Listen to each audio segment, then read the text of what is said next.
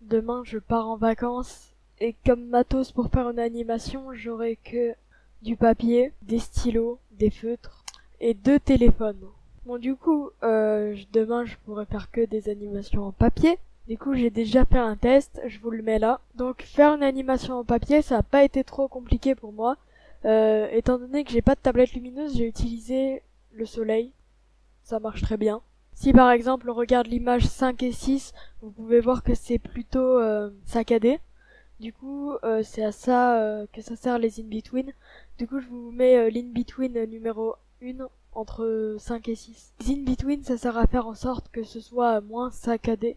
Du coup, comment on fait pour faire une animation? Alors déjà, il vous faut un logiciel pour compiler toutes vos images.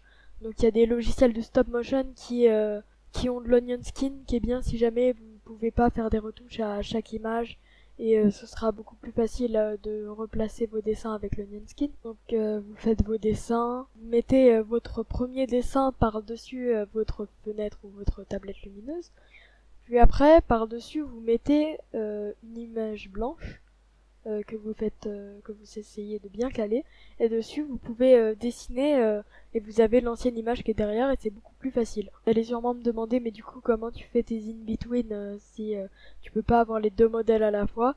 Je prends la première image et l'image suivante et après je mets encore une feuille de papier par dessus et vous verrez vous pouvez faire des in-between propres en essayant de dessiner entre le mouvement. Après faut pas mettre d'in-between partout, ça rend juste le travail plus compliqué parce que aussi ça peut le rendre moins fluide parce que si on rajoute une in-between, il y a un effet de lenteur qui sera ajouté. Du coup, faut faire bien attention à ça. Donc tout ça, on peut le qualifier de stop motion sur papier. Du coup, amusez-vous bien et je vous laisse la vidéo pour la fin. Bonne journée.